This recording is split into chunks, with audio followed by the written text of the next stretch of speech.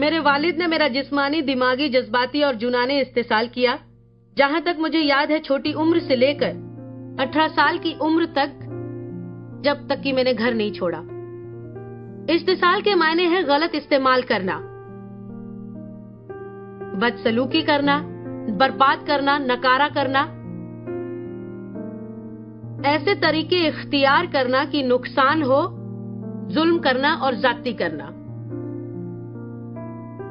हमारे सुनने वाले और यहां नाजिर हजारों लोगों का शायद जिस्मानी, जज्बाती, दिमागी या जुबानी इस्तेसाल हुआ होगा, लेकिन हर किस्म का इस्तेसाल बर्बाद करता है। जब भी हमें गलत तरीके या उस मकसद के अलावा इस्तेमाल किया जाता है जो खुदावंद की मर्जी के खिलाफ हो, वो बर्बाद करता है। मेरे वालिद ने बहुत घिनौने काम किए थे और आप मुझ पर यकीन कर सकते हैं कि आज मैं आपको उनमें से कुछ बातें ही बताऊंगी।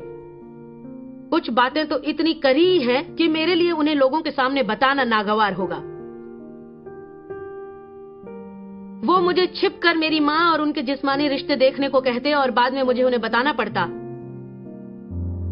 कि मुझे कैसा महसूस होता था। अगर मैं किसी कमरे में दाखिल होती जहां उनके अलावा कोई और ना होता, तो वो अपने गुप्त अंग पकड़ लेते या उनको मुजाहिरा करते, जैसे वो देखकर मुझे कुछ मजा आना चाहिए था। जब भी उन्हें मौका मिलता वो मुझे गलत जगहों पर छूते, इसलिए मुझे ऐसे कमरों में जाने से दहशत होती थी जहां वो होते थे। मुझे याद है जब मैं घर पर होती तो मेरी कोशिश होती कि मैं उनसे दूर रहूं, लेकिन अगर उनकी नजर मुझ पर पड़ जाए तो वो कहते 5-10 मिनट के बाद आना, जैसे कि मैं उन्हें ढूंढ रही थी। फिर वो मेरे साथ जिना करते, मुझे हाथ लगाते और मुझे उन्हें छूने को कहते। मुझे खौफ रहता कि अगर मेरी वालिदा ने देख लिया तो वो मुझ पर इल्जाम लगाएंगी। जब उन्हें गाड़ी से कहीं जाना होता वो मुझसे कहते कि मैं अपनी वालिदा के सामने उनके साथ जाने की मिन्नतें करूं और वो मना करेंगे, पर मुझे लगातार जिद करनी थी जब तक कि वो मान न ले। ये काफी दिलचस्प था कि वो इस तरह मंसूबा बनाते कि यूं लगता जैसे मैं जाना चाहती हूँ, पर मैं बिल्कुल नहीं जाना चाहती थी क्योंकि मुझे पता होता था वहां जाकर मेरे साथ क्या होने वाला है। लेकिन मुझे उनकी बात माननी पड़ती। हर जुम्मे सुबह मेरी वालिदा रखत लेने जाती थी और उनके साथ जाने की मेरी बहुत ख्वाहिश होती थी, पर वो मुझे ना जाने के लिए मिन्नतें करते या बहाना बनाने के लिए कहते और फिर उनके जाने के बाद जबरदस्ती जिना करते। जब हम तैरने जाते तो मुझे उन्हें खुद को तैरना सिखाने के लिए कहना पड़ता ताकि वो मुझे पानी में ले जा सके,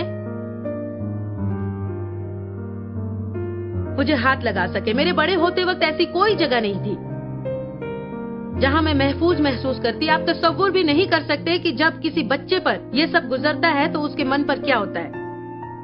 मुझे इल्म है कि आप में से बहुतों को इस तरह का तजुर्बा हुआ होगा। आप में से कुछ ने अपनी जिंदगी में बिल्कुल ऐसा ही महसूस किया होगा। आप पर भी यही गुजरी होगी।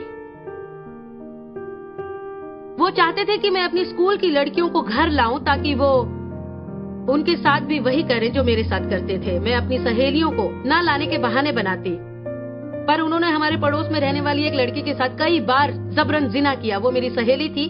मेरे पिता ने मुझे मजबूर किया ताकि मैं उसे वहां ले आऊं जहां वो तन्हा होते हैं, और फिर वो मुझे वहां से हटकर किसी दूसरी जगह इंतजार करने को कहते जब तक वो ये बदसलूकी करते, और मैं बेइंतहा शर्म और बेइज्जती महसूस करती। मुझे अपने ऊपर शर्म आती, अपने वालिदैन से शर्म आती, उनके कामों से शर्म आती, और जब तक मैं बड़ी नहीं हुई मुझे समझ नहीं आया शर्म की कश्मकश हमारी जिंदगी में जहर भरती है। और मैं बहुत ही शुक्रगुजार हूं, खुदावंद पाक के कलाम में लिखा है कि तुम्हारी पुरानी बेइज्जती के बदले मैं तुम्हें दुगना इनाम दूंगा। मेरा यकीन करो। अगर आपकी सही परवरिश हुई है तो हर दिन आपको अपने वालिदैन को 3 बार बोसा देना चाहिए। अगर आपकी थोड़ी सी भी माकूल परवरिश हुई हो, थोड़ी सी भी माकूल परवरिश, आमीन। इस्तेसाल इतना शर्मिंदगी भरा होता है कि कोई उसके बारे में बात नहीं करता। किसी को इल्म नहीं होता कि उसकी बात कैसे करें। मेरे वालिद ने जब मेरी दोस्त का इस्तेसाल किया तो हम दोनों जब भी मिलते उसके बाबत बात नहीं करते। अब उसका ख्याल आने पर मैं बहुत सोच और उलझन में पड़ जाती हूँ। मुझे ये सोच के हैरत होती है कि ये कितनी बुरी बात है कि कोई जानता ही नहीं इसके बारे में कैसे बात की जाए। स्कूल के दौरान मैं सब ठीक होने का दिखावा करती थी, पर मैं हर वक्त अकेलापन और खुद को दूसरों से मुख्तलिफ महसूस करती थी। मैं किसी के साथ घुल मिल नहीं सकती थी। स्कूल के बाद किसी कोर्स में शिरकत करने की मुझे बिल्कुल भी इजाजत नहीं थी। मैंने कभी किसी भी खेल में हिस्सा नहीं लिया, कोई भी खेल देखने नहीं गई। शिरकत करने का तो सवाल ही पैदा नहीं होता। मुझे छुट्टी होने के फौरन बाद घर पहुंचना होता था, क्योंकि मेरे वालिद को डर लगता था कि मैं कहीं किसी लड़के के साथ घूम तो नहीं रही। बड़ी हैरत की बात है कि गुनाह का एहसास हमेशा शक पैदा करता है। मेरे कोई दोस्त नहीं थे और मुझे लड़कों से दोस्ती करने की इजाजत भी नहीं थी। मैं किसी पार्टी में भी नहीं गई। उन्होंने मुझे कभी कोई पार्टी ड्रेस खरीद कर नहीं दी, क्योंकि उन्हें लगता था कि ये फिजूल खर्ची है और पैसों की बर्बादी है। इसलिए मुझे अपने साथ पढ़ने वालों को बताना पड़ता कि मैं क्यों वो सब नहीं करती जो कि वो करते हैं। किसी पार्टी या किसी खेल में शिरकत नहीं करती, कोई अंगूठी या रिंग वगैरह नहीं खरीदती। इसलिए मुझे और दिखावा और झूठ बोलना पड़ता, जो कि मुझे बहुत ही बुरा लगता था। बहुत बहुत बहुत बुरा। मुझे याद है एक दफा जब मैं बहुत छोटी थी और हमारे स्कूल में हैलोवीन पार्टी थी। मेरी वालिदा के पास पैसे नहीं थे, ना उन्हें कुछ बनाना आता था, तो उन्होंने मुझे भेड़िए का मुखौटा लाकर दे दिया। और जब बाकी की लड़कियां आई जिनकी वालिदाओं ने उन्हें शहजादी के लिबास पहनाए थे, वो शिफॉन के लिबास में एकदम परियों की तरह लग रही थी, बहुत ही खूबसूरत लग रही थी। और मैंने बदनुमा मुखौटा पहना था। मुझे याद है मैं स्कूल के बरामदे के एक कोने में छिप गई, क्योंकि मुझे बहुत ही बुरा महसूस हो रहा था अपने उस मुखौटे की वजह से। कितना दिलचस्प है ना कि हमें वो सारी बातें याद रह जाती हैं। मुझे स्कूल के बरामदे में भेड़िए का वो बदनुमा मुखौटा पहन के छिपना बिल्कुल याद है। मुझे इस तरह का एहसास याद है जैसे बाकी लड़कियां परियां थी और मैं एक भेड़िया थी। मेरा एक घिनौना भेस था जो मुझे खाए जा रहा। कहते वो मेरे साथ ऐसा इसलिए करते हैं क्योंकि मैं बहुत खास थी और उन्हें बहुत अजीज थी। यानी मेरा उस मोहब्बत को कबूल करना एक बहुत ही घिनौनी बात होती। जब मैं 9 या 10 साल की थी, मुझे याद है मेरे वालिद मुझे अपने साथ एक अजीजा के घर ले गए और मुझसे कहा कि वो उसके साथ जिस्मानी रिश्ता बनाने वाले हैं, और ये कि उस औरत को इसमें बहुत मजा आता है, वो बहुत पसंद करती है ये सब, और ये कुछ भी गलत नहीं है। मुझे वो खुल के सब बताते कि उन्होंने क्या किया था। मुझे बहुत से राज छुपाने पड़ते। वो कहते कि वो जो कर रहे हैं वो सही था और मुझे वो राज रखना है, और अगर मैं किसी को बताऊंगी तो कोई नहीं समझेगा। वैसे भी किसी ने मेरी बात पर यकीन नहीं करना था और मेरी वजह से खानदान में मसले हो सकते थे। ये बड़ी दिलचस्प बात है ताकि निजात मिले। मुझे कुछ और बड़े होने की बातें याद हैं। जब मैं 12 या 13 साल की थी, मेरे वालिद मामूली छेड़छाड़ से जिना विल जब्र तक पहुंच गए। उन्होंने जिस्मानी जोर नहीं डाला, बल्कि उन्होंने मुझ पर दबाव डाला, खौफ, चालाकी, धमकियां और काबू करके, और एक झूठ से। और मेरे इस बार गवाही देने की तैयारी से मुझे ये दिलचस्प लगा कि मैंने इतने सालों में कभी जिना विल जब्र का इस्तेमाल नहीं किया था। और जब मैंने पहली दफा ये कहा आज से 3 हफ्ते पहले, इसकी तैयारी करते हुए, मुझे ये काफी सख्त लगा, क्योंकि मैं हमेशा मुबशरती इस्तिसाल कहती थी। पर मुझे पूरा यकीन है कि खुदावन की ये ख्वाहिश है, क्योंकि हम मुबशरती इस्तिसाल की तरफ ताज़ियत नहीं रखते और वो असल में मेरे साथ जिना विल जब्र करते, और वो हर हफ्ते ये करते थे। हफ्ते में 1 मर्तबा करते, जब तक कि मैं 18 साल की ना हुई। मुझे थोड़ा सा हिसाब लगा के बात समझ आई कि मेरे वालिद, जिन पर मुझे एतमाद होना चाहिए, जिन्हें मेरी हिफाजत करनी चाहिए थी, मेरे 18 साल के होने से पहले उन्होंने मेरे साथ कम से कम 200 मर्तबा जबरदस्ती की थी। मेरे साथ इतना कुछ होने के बावजूद मैं आज आपके सामने इस हाल में कैसे खड़ी हूं? अगर खुदावन जिंदा ना होते और वो दुनिया में ना होते, ये कैसे मुमकिन है खुदावन के बिना? बताएं, शैतान का इससे बड़ा हमला और क्या हो सकता है? उसके मुंह पर सबसे बड़ा तमाचा ये हो सकता है कि अपना दर्द खुदावन को देकर उन्हें उसके जरिए अपनी भलाई करने दे। उन्हें अपना दुख दे के उन्हें अपना पैगाम बनने दे। क्योंकि जब मैं आपसे कहती हूँ कि दुखी होना क्या होता है तो आपको यकीन होता है, और जब मैं आपसे अपनी गवाही और ये बताती हूँ कि मैं चंगी और सेहतमंद हूँ और ठीक ठाक हूँ और 43 सालों से शादीशुदा हूँ और मेरे 4 बच्चे हैं जो खुदावंद की खिदमत करते हैं, मेरे 10 नाती पोते हैं, मुझे अपनी जिंदगी प्यारी है और मेरे ख्याल से मैं खुदावंद की बादशाहत के लिए बेशकीमती हूँ, फिर आपको इससे उम्मीद हासिल होती है, आपको एक नई उम्मीद मिलती है कि खुदावंद आपके लिए भी वो सब करेगा जो कि उसने मेरे लिए किया है। आमीन। और इसीलिए मैं ये कहती हूँ और मैं चाहती हूँ कि आप यकीन करें, मैं चाहती हूँ लोग ये जाने कि खुदावंद कितने अच्छे हैं और ये कि तुम्हारी जद्दोजहद कामयाब होती है, सफर मायने रखता है, हिम्मत मत हारो।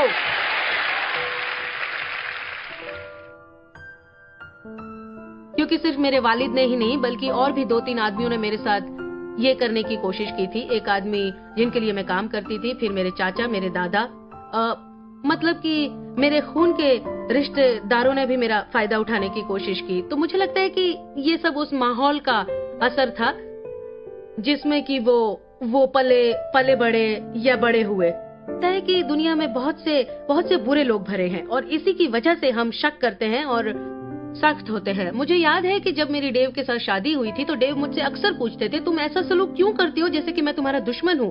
अब क्योंकि मैं हमेशा सोचती हूँ कि हर कोई मुझसे कुछ चाहता है, मेरा फायदा उठाना चाहता है, मेरे लिए बहुत दुश्वार रहता था उन्हें फैसले करने देना, क्योंकि मैंने अक्सर अपने खानदान में ऐसा देखा था कि जो भी आदमी है वो सिर्फ अपने फायदे के लिए फैसला करता है। जब मैं खुदावंद से इस बाबत जद्दोजहद कर रही थी तो मुझे याद है खुदावंद ने एक दिन मेरे दिल में कुछ कहा। मैंने कहा, मर्दों ने मेरे साथ इतना कुछ किया है, उसके बाद मैं डेव पर भरोसा कैसे कर सकती हूँ? भले ही डेव ने कुछ नहीं किया पर भरोसा कैसे करूँ?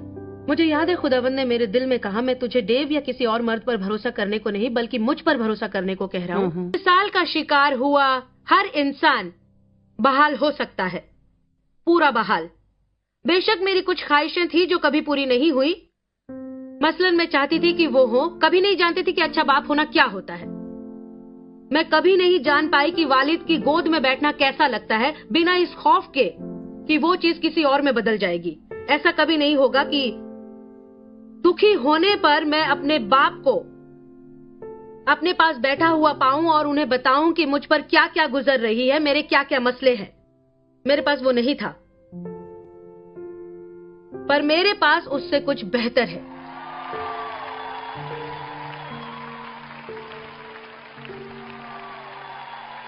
क्योंकि मैं खुदावंद की बारगाह में हूं और मेरा उनसे रिश्ता है जो बिना शक सबसे बेहतरीन और बेशकीमती चीज है इस पूरी दुनिया में। बाइबल में ज़बूर 27:10 के मुताबिक चाहे आपके वालिदैन आपको छोड़ दें, मैं तुम्हें संभालूंगा, तुम्हें गोद लेकर मैं तुम्हें अपनी औलाद बनाऊंगा। आमीन। उन्होंने मेरी कुछ ज्यादा मार कुटाई नहीं की, मगर वो हमेशा धमकाते थे। जैसे कि मुझे याद है वो मुक्का मेरे चेहरे तक लेकर आते जब भी मैं कुछ गलत काम करती या धमकी की शक्ल में वो ऐसा करते थे। यहाँ तक कि आज भी मुझे ये पसंद नहीं। जब भी कोई अपने हाथ मेरे चेहरे के पास लाता है तब मैं सोचती हूँ कि ओ अब मैंने क्या किया। फिर मैं कहती हूँ ऐसा मत करो। वो पाबंदियां लगाया करते थे, हर काम उनकी मर्जी का हो। मेरा इस्तेसाल करने के अलावा मेरे वालिद बड़े कमजर्फ थे। हर चीज पर पाबंदी होती, हमें वही पसंद करना होता जो उन्हें पसंद था। हमें तब सोना पड़ता जब वो सोते थे, तब जागना पड़ता जब वो जागते। टीवी पर वही देखना होता जो वो देखते। यहाँ तक कि उनकी पसंद का खाना भी खाना पड़ता और हमें उनके गंदे मजाकों पर हंसना पड़ता। ज्यादातर वो गुस्से में रहते और हम डरते कि हम पर गुस्सा क्यों है। ये एक और बात है जिसका सामना मुझे आज भी करना पड़ता है। अगर मैं किसी के पास हूँ, ऐसा कोई जिसका और मेरा करीबी रिश्ता है, और वो गुस्से में, तो मैं अपने आप को समझाती हूँ कि रुको रुको रुको रुको। ऐसा है कि यही खुदा की खास बात है, आपका खुद पर अख्तियार है। आपको कार्य अमल नहीं करना, आप खुद पुरानी बातों को लेकर कार्य अमल करना होता है। पर अब आप कलामे इलाही पर अमल कर सकते हैं।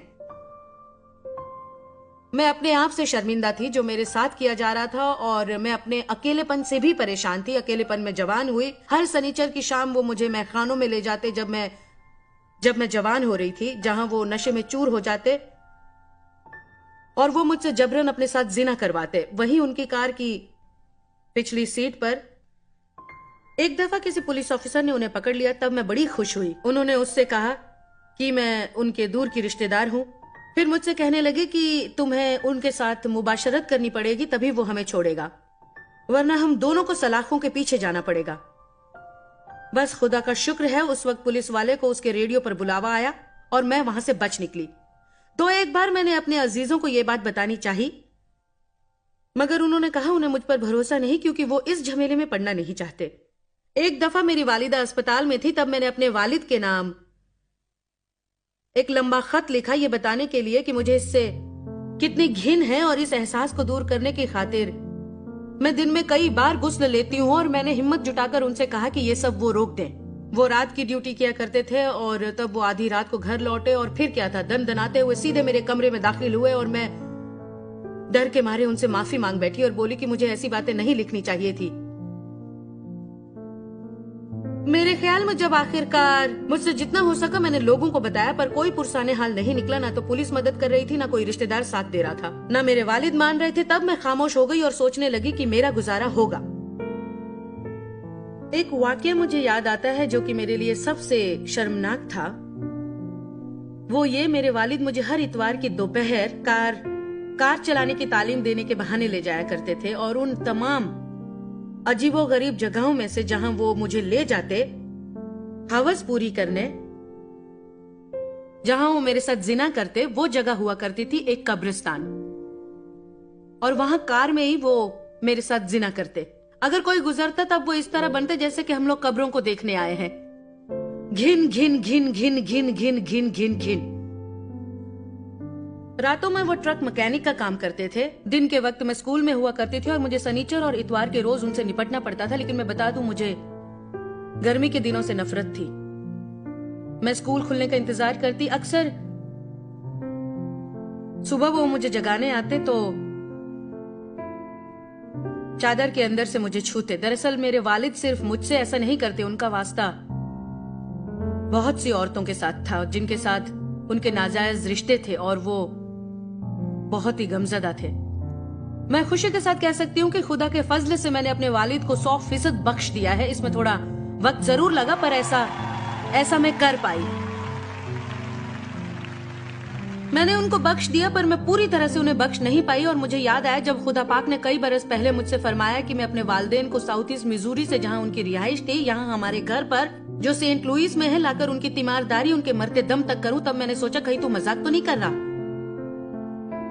मेरा मतलब, पहले मैंने इसे टाल दिया और फिर मैं बोली कि ये खुदा पाक की तरफ से नहीं है। मोहब्बत करने वाला खुदा पाक मुझे ऐसा नहीं कहेगा, क्योंकि वो लोग ऐसे मकाम पर थे जहां मैं साल भर में एक दफा ही जा सकती थी। जैसे छुट्टियों के वक्त थोड़े बहुत पैसे खर्च करती और इस बात को अपने ख्याल से दूर रखती। खुदा ने कहा वो बीमार है, जाइफ है। तो मैंने सोचा उन्होंने मेरे हक में क्या किया।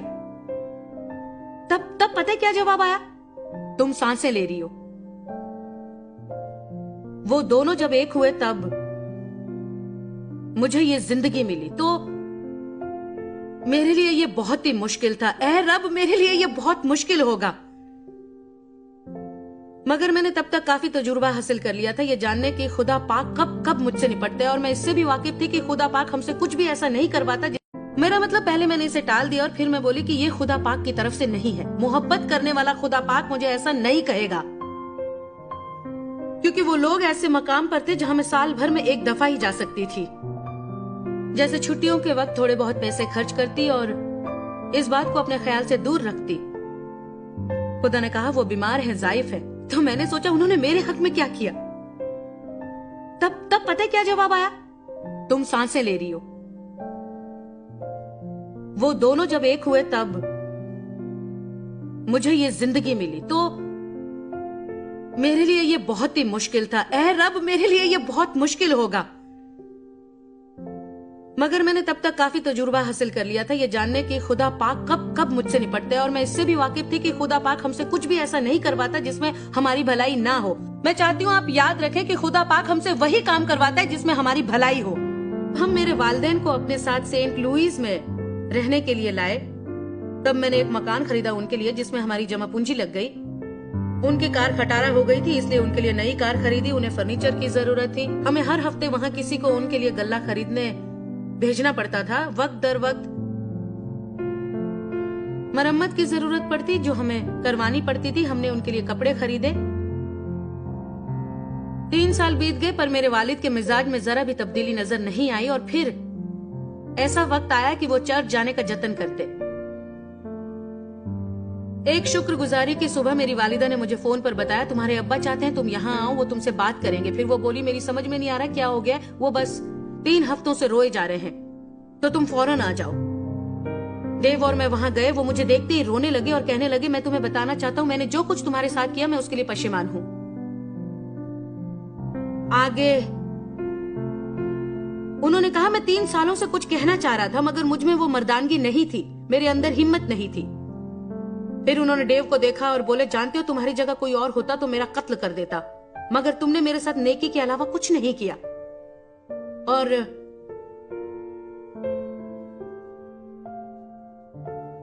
मेरे वालिद ने उसी रोज मसीह को अपनाया और 10 दिन बाद हमने उनको बपतिस्मा दिया। आमीन। वो 3 साल पहले गुजर गए। मेरा मतलब है वो शख्स बदल गया। मेरा मतलब वो इतने प्यारे बुजुर्ग बन गए कि मैं बिला खौफ उनके गालों को चूम सकती थी। तो ये दोज़ख के मुंह पर तमाचा था। इस समय खुदा कहां था? हम इसके बारे में बात करेंगे। मैं नए सिरे से तब पैदा हुई जब मैं 9 साल की थी। मैं दरअसल छुपकर कुछ रिश्तेदारों के साथ चर्च गई जब हम उनसे मिलने साउथ ईस्ट मिजूरी गए थे। और वैसे भी मेरे वालिद शराब पीने जाते थे और चर्च में शनिचर की शाम वाली खिदमत होती थी। मेरी समझ में नहीं आता कि मुझे ये कैसे महसूस हुआ कि मुझे निजात चाहिए। मेरे वालिदैन मुझे कभी कभार इतवार के दिन लूदन चर्च भेजा करते थे कुछ पड़ोसियों के साथ जब मैं छोटी थी। मैंने वहां जो सुना वो मुझ में खुदा को जगाने के लिए काफी था। मेरे ख्याल में ये मजाकिया खेज है कि जिस दिन मैंने चर्च जाने की ठानी तब मैंने वहां जाकर निजात पाने का मंसूबा बनाया, जो कि मेरा मकसद था। तब अपने साथ में अपनी 2 बहनों को ले गई और मैंने कहा, आज हम चर्च जाएंगे, हमें निजात मिलेगी। तो मेरे ख्याल में तब भी मैं थोड़ी सी इंजिल आमोज थी। उस शाम पासबान ने मस्बाह पर आने का बुलावा नहीं दिया और मैं बड़ी नाउम्मीद हो गई। पर शायद तब भी मुझ में हिम्मत थी। मैंने अपनी दोनों बहनों के हाथ पकड़े और आगे जाकर पासबान की तरफ देखा। आंखों में आंसू थे और उनसे कहा, क्या आप मुझे निजात दिलाएंगे? मुझे याद है उन्होंने मेरे लिए दुआ मांगी और उन्हें इतना बुरा लगा कि उन्होंने मस्बाह की दावत नहीं दी। उन्होंने हमारे लिए निजात की दुआ की और मुझे बिला शुबह यकीन हो गया कि उस लम्हे मेरे सारे गुनाह धुल गए थे। मुझे ऐसा लगा जैसे एक नदी मुझ में से बह निकली। ये नहीं कि आपको भी ऐसा लगना है, पर मुझे लगा था। बहरहाल मैं कुछ नहीं जानती थी, ना तो मैं तालीम याफ्ता थी, ना कोई बताने वाला था। मैं ये बात कभी नहीं भूलूंगी। अगले ही दिन जब आंख मिचौली खेल में मैंने बेईमानी की, तब मैंने अपना सिर सफेद मकान पर रखा, मेरी दादी के सफेद घर पर, और जब मेरी बहनें छिपने लगी तो मैं ताक झांक करने लगी। तो शैतान ऐसा ही है। उसी वक्त मुझसे बोला, तुमने अपनी निजात खो डाली। और 20 साल की होने तक मैं ये मानती रही। मैंने अपने वालिद के मरने की दुआ की मगर वैसा हुआ नहीं। मैंने दुआ की कि वो मुझे अकेला छोड़ दें, वो भी नहीं हुआ। खुदा ने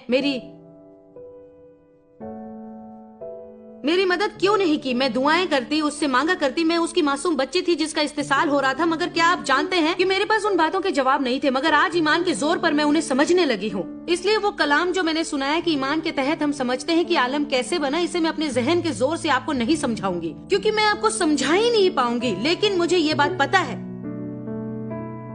कि खुदा ने मुझे वहां से नहीं निकाला, बल्कि उसने मुझे कुव्वत दी ताकि मैं उसमें से गुजरूं। और सुनिए, मुझे याद है जब मैं दौरे सीने बुलूग में अपने बिस्तर पर लेटी थी, जो कि मेरा पसंदीदा शौक था। जब मेरे वालिद काम पर होते थे, मैं बिस्तर पर लेटी रहती जब हर तरफ खामोशी होती, और अपने बचकाने तरीके से मैं दुआ मांगा करती थी और सोचा करती थी कि एक दिन मैं बहुत बड़ा कारनामा करूंगी।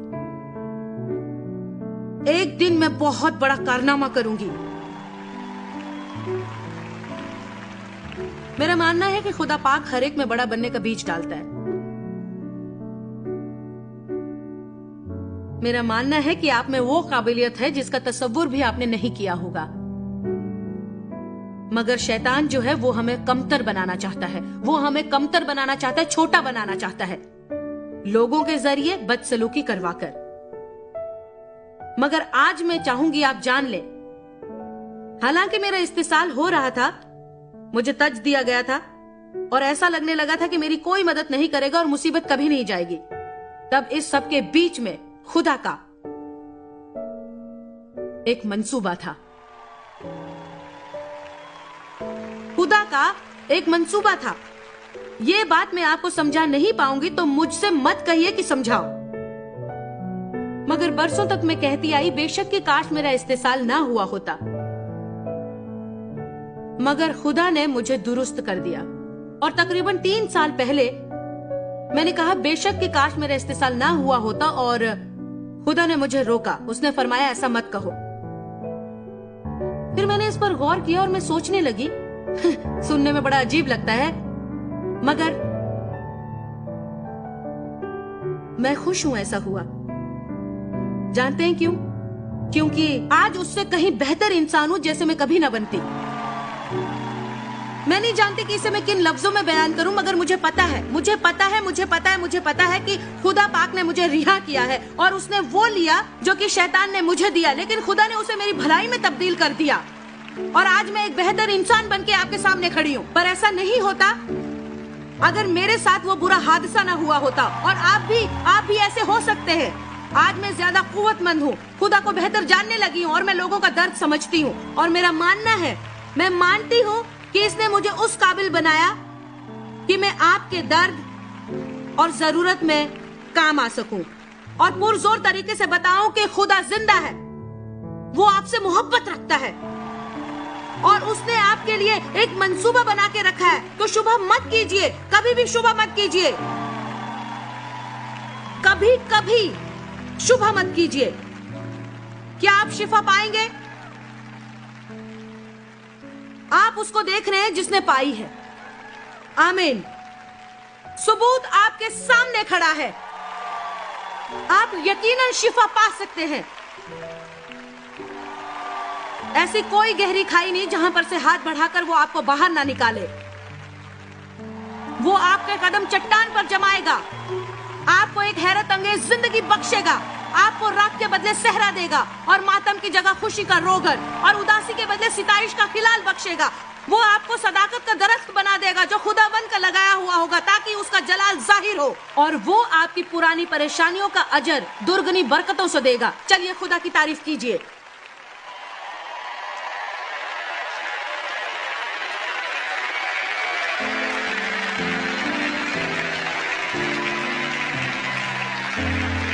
हेलेलुया।